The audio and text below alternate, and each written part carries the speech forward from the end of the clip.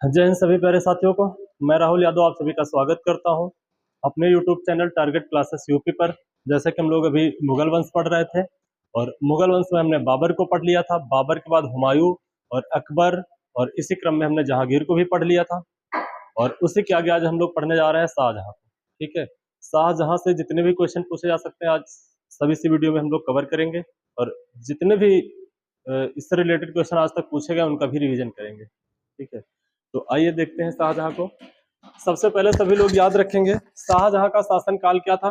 ठीक है, सबसे पहले तो शासन काल ही पूछा जाता है। तो जो शाहजहां था उसका जो शासन काल था वो 1627 से 1657 तक था। तो इसे जरूर याद रखेंगे, लगभग 30 साल के आसपास तक इसने शासन किया था। ठीक है, उसके बाद पूछा जाता है आपसे कि पूछा जाएगा कि जहांगीर के बाद, ठीक है, जहांगीर के बाद गद्दी पर कौन बैठा, तो शाहजहां बैठा था, उसका पुत्र ही था। और हालांकि गद्दी के लिए लड़ाई भी हुई है तो उसके विषय में भी अभी डिस्कस करेंगे। तो फिर आपको याद रखना है शाहजहां की माता का नाम क्या था, जगत गोसाई था। ठीक है, शाहजहां जो था इसकी माता का नाम जगत गोसाई हुआ करता था। और जो पत्नी थी, ठीक है, इसकी जो पत्नी थी, पत्नी का नाम अजुमत बानो बेगम हुआ करता था। और यही अजुमत बानो बेगम बाद में मुमताज के नाम से भी जानी जाएगी। जब आप सभी लोग बताएंगे ये जो अजुमत बानो बेगम है ये किसकी पुत्री है, हम लोगों ने जो पिछली क्लास पढ़ी तो उसमें इसकी चर्चा की थी और उसमें दो नाम की चर्चा की थी, एक अजमत बानो बेगम और दूसरी जो थी और एक लड़की थी उसका नाम हुआ करता था लाडली बेगम। इन दोनों के विषय हम लोगों ने विशेष चर्चा किया था। और आप सभी को पता है जो लाडली बेगम है वो अली कुली बेग और मेहरुनिसा की पुत्री हुआ करती थी, जिसका विवाह और ये कह सकते हैं कि उसका निकाह, ठीक है, वो जहांगीर के पुत्र शहरयार के साथ हुआ था। और जो ये अजुमत बानो बेगम है ये मेहरुनिसा के भाई आसफ खां की पुत्री थी। आप सभी को इसके विषय में बात कर चुके थे हम लोग। ठीक है, आसफ खां की पुत्री हुआ करती थी। और यही आसफ खां की जो पुत्री थी अजमत बानो बेगम, इसकी जब शादी होती है खुर्रम के साथ, और वही खुर्रम बाद में शाहजहां के नाम से जाना जाता है। तो ये दोनों चीजें आप सभी लोग याद रखेंगे। तो अजमत बानो बेगम किसकी पुत्री थी, आसफ खां की पुत्री थी। और आसफ खां कौन था, मेहरुनिसा का भाई हुआ करता था। जो नूरजहां के जुनता में हम लोगों ने पढ़ा था, जो शासन करने का काम ये सारे लोग करते थे। आसफ खां थे, गयास बेग थे और असमत बेगम थी जिन्होंने इत्र की खोज की थी। ये सारी चीजें आप लोग याद रखेंगे। ठीक है, फिर बढ़ते हम लोग। फिर पूछा जाता है आपसे, हाँ, यहाँ से और पूछा जाएगा कि शाहजहां और अजमत बानो बेगम की शादी कब हुई थी। इसको जरूर याद रखेंगे। हम लोगों ने पढ़ा था कि 1611 ईस्वी में। ठीक है, एक समय था 1611 ईस्वी का, और 1611 ईस्वी में शाहजहां के पिता यानी जहांगीर, ठीक है, 1611 ईस्वी में शाहजहां के पिता जहांगीर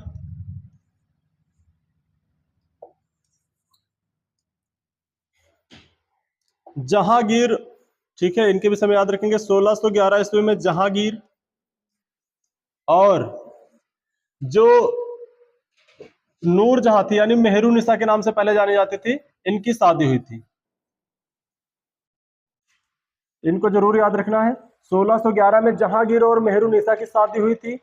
और उसी के जस्ट एक साल बाद, एक साल पहले 1611 में पिता की शादी होती है और 1612 में, इसे याद रखेंगे, 1612 में शाहजहां की शादी होती है। एक साल बाद, एक साल पहले पिता की शादी और एक साल बाद पुत्र की शादी हो रही है, इसे जरूर याद रखेंगे।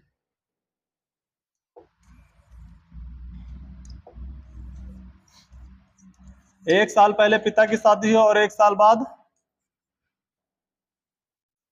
शाहजहां की शादी होती है, यानी पुत्र की शादी होती है। ठीक है, और 1612 में इसकी शादी होती है। और यहाँ पर अब दोनों, जो नूरजहां का जुनता था, यहीं से फूट पड़ने का काम भी चालू हो जाता है। क्योंकि जो नूरजहां थी वो चाहती थी कि हमारा दामाद यानी शहरयार सिंहासन पर बैठे, और जो नूरजहां का भाई होता है आसफ, वो चाह रहा है कि हमारा जो दामाद है वो गद्दी पर बैठे। हालांकि दोनों लड़के वो जहांगीर के ही थे, लेकिन अब आपस में नूरजहां का जो जुनता था, इसमें नूरजहां से और नूरजहां के भाई में आपस में फूट पड़ जाती है। तो इसके विषय में आगे हम लोग जानेंगे। ठीक है, फिर आपसे पूछा जाता है कि जो शाहजहां जी थे, ये शाहजहां के कितने पुत्र थे, तो याद रखेंगे शाहजहां के 4 पुत्र और 3 पुत्रियां थी। हालांकि जन्म तो ज्यादा हुआ है बच्चों का, लेकिन सारे के सारे जीवित नहीं रहे, उसमें से 4 पुत्र और 3 पुत्रियां जीवित रही हैं। तो चारों पुत्रों के नाम याद रखेंगे। जो एक पुत्र था इसका सबसे बड़ा, जिसका नाम हुआ करता था दारा सिको, और जो दूसरा पुत्र था इसका शाह सूजा नाम हुआ करता था, और तीसरे पुत्र का नाम हुआ करता था औरंगजेब, और चौथे पुत्र का नाम होता है मुराद बख्श। ये चारों नाम लगातार पूछे जा रहे हैं कि और जो शाहजहां है इसके कितने पुत्र थे? 4 पुत्र हुआ करते थे, दारा शिकोह, औरंगजेब और शाह शुजा और मुराद बख्श। ये चारों नाम याद रखेंगे आप सभी लोग। आगे भी इनकी पुत्रियों के विषय में हम लोग पढ़ेंगे। फिर शाहजहां की जो पुत्रियां थी उन्हें याद रखेंगे। पहली पुत्री का नाम था जहान आरा, दूसरी पुत्री का नाम था गुहान आरा और तीसरी पुत्री का नाम था रोशन आरा। ठीक है, ये 7 इसके बच्चे थे। चारों बच्चों के नाम आपने पढ़ लिया और जो 3 इनकी बच्चियां थी, तीनों बच्चियों के नाम भी आप लोगों ने देखा है। तो जो इसकी सबसे पहली पुत्री थी जहान आरा, इसे याद रखेंगे जहान आरा। और ये जहान आरा जो थी ये शाहजहां का यानी अंतिम समय में शाहजहां की सेवा की। ठीक है, जो इसका जब अंतिम समय आया तो इस अंतिम समय में इसकी पुत्री जहान आरा ने इसकी सेवा की थी। हालांकि ये भी बताया जाता है और इतिहासकारों का ये भी मत है कि शाहजहां ने अपनी पुत्री से ही शादी कर लिया था। इसका भी कारण था, शाहजहां ने, ये थोड़ा सा अपवाद था शाहजहां, और शाहजहां अपनी पत्नी की याद में जो है ताजमहल बनवाता है, लेकिन ये कैसा जो प्रेम था, इसका कैसा प्रेम था, यानी पत्नी के जाने के बाद इसने खुद की पुत्री से शादी कर ली। और इसका मानना यह था कि जो ये जहान आरा हुआ करती थी, ठीक है, जो जहान आरा हुआ करती थी, इसमें जो है इसको मुमताज की छवि दिखाई देती थी। ये कहता था कि जो हमारी पुत्री है जहान आरा, और जहान आरा में मुमताज की छवि दिखती है। हालांकि जो इनके धर्म गुरु होते हैं इस्लाम धर्म के, जिनको मौलवी वगैरह के नाम से जानते हैं, मौलवियों ने इसके ऊपर फतवा जारी किया कि ये धर्म बर्बाद कर रहा है। ये कैसा राजा, जब यहाँ पे इसकी खुद की बेटी सुरक्षित नहीं है तो हम सबकी बेटियां क्या सुरक्षित रहेंगी। लेकिन यहाँ पर शाहजहां एक फरमान जारी करता है मौलवी के ऊपर, कहा अगर हमारे खिलाफ कोई फतवा जारी हुआ, इधर उधर की कोई नौटंकी की, तो तुम में से कल का सूरज कोई नहीं देखेगा।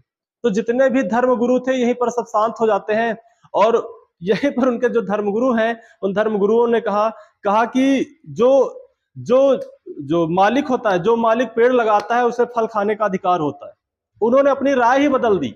ये कई इतिहासकारों का मत है, यानी उनके धर्मगुरुओं का ये मत था। तो इसे याद रखेंगे कि शाहजहां ने अपनी पुत्री से शादी कर ली थी और उस पुत्री का नाम हुआ करता था जहान आरा। और जब इसे औरंगजेब पकड़कर जेल में डालता है अपने पिता को, तो जेल में इसी के साथ भी समय भी जो है दोनों, यानी अपने पिता का शाहजहां को और अपनी बहन जहान आरा दोनों को पकड़कर जेल में डाल देता है। तो इसके विषय में अभी आगे पढ़ेंगे। और इसकी जो दूसरी पुत्री थी जिसका नाम गुहान आरा हुआ करता था, ठीक है, दूसरी पुत्री का नाम जरूर याद रखेंगे, गुहान आरा। ये इसलिए जरूरी है कि जब गुहान आरा का जन्म हो रहा था उसी समय शाहजहां की पत्नी की मृत्यु हो जाती है, यानी गुहान आरा की माता की मृत्यु हो जाती है। तो इसे याद रखेंगे, जो गुहान आरा थी इसके जन्म के समय मुमताज की मृत्यु हो जाती है 1631 ईस्वी में। इसे याद रखेंगे, ठीक है।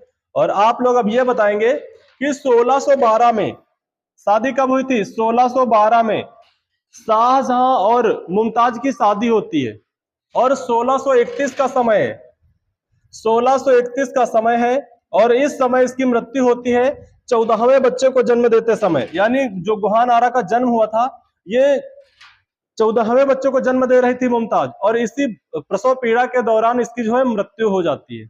आप लोग अब बताएंगे कि कितने साल का अंतर है? आप सभी लोग बताएंगे कितने साल का अंतर है? 12 से 31 तक लगभग 19 साल के आसपास हो रहा है, ठीक है। और लगभग 19 साल में इसने 14 बच्चों को जन्म दिया। तो आप लोग अब समझ सकते हैं कि उसकी जान गई थी या उसकी जान ली गई थी। तो ये सारी चीजें थी। तो इसे याद रखेंगे, जो मुमताज की मृत्यु हुई थी वो 14वें बच्चों को जन्म देते समय हुई थी, और जो 14वां बच्चा था उस लड़की का नाम हुआ करता था गुहान आरा। इसी के जन्म के समय उनकी मृत्यु हो जाती है। इस चीज को आप सभी लोग याद रखेंगे। और जो इनकी तीसरी पुत्री थी जिसका नाम था रोशन आरा, इसे याद रखेंगे। रोशन आरा जो थी ये औरंगजेब की जासूस थी, यानी अपने भाई औरंगजेब की जासूसी का काम करती थी। कब इसके पिताजी औरंगजेब को हटा रहे हैं या कोई भाई इसके खिलाफ कोई षड्यंत्र रच रहा है, तो हर जासूसी यानी हर बात बताने का काम करती थी। ये कह सकते हैं कि ये औरंगजेब का खुला साथ दे रही थी, और इसकी हार्दिक इच्छा थी कि दिल्ली सल्तनत जो अगला मुगल बादशाह बनेगा वो औरंगजेब ही बनेगा, औरंगजेब को ही बनना चाहिए। तो आप सभी याद रखेंगे कि कौन सी बहन थी जो औरंगजेब का साथ दे रही थी, तो वो रोशन आरा हुआ करती थी। तो तीनों पुत्री के नाम याद रखेंगे। पहली पुत्री का नाम था जहान आरा, और दूसरी पुत्री का नाम था गुहान आरा, और तीसरी पुत्री का नाम हुआ करता था रोशन आरा। तो आप सभी को पता है, अब यह भी पता चल गया कि जो मुमताज जी थी इनकी मृत्यु कैसे हुई थी, तो 14वें बच्चे को जन्म देते समय हो गई थी, ठीक है। और लोग इन सारी चीजों को आप सभी लोग याद रखेंगे, ठीक है। और हम लोग बढ़ते हैं आगे। आगे क्वेश्चन दिया गया है, शाहजहां का राज्याभिषेक आगरा में हुआ।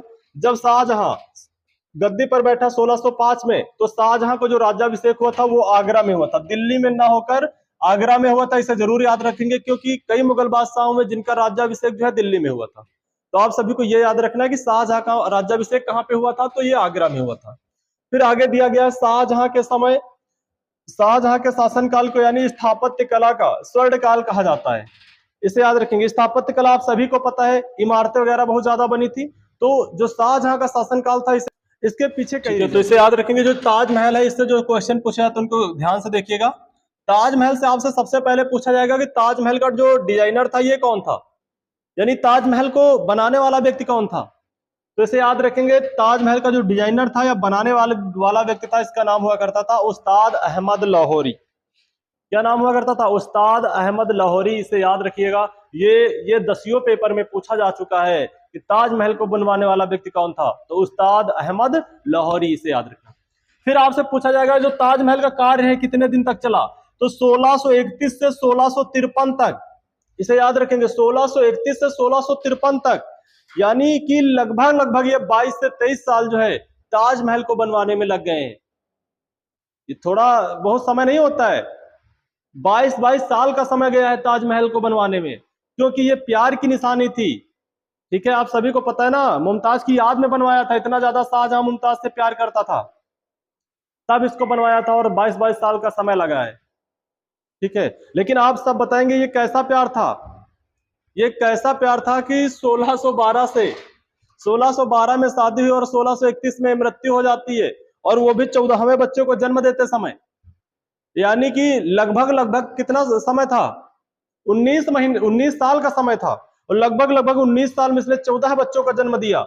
क्या यही प्यार था कि किसी को शरीर को, किसी की जो है उसको न देखते हुए 14 बच्चों को जन्म देना, ये कौन सा प्यार था?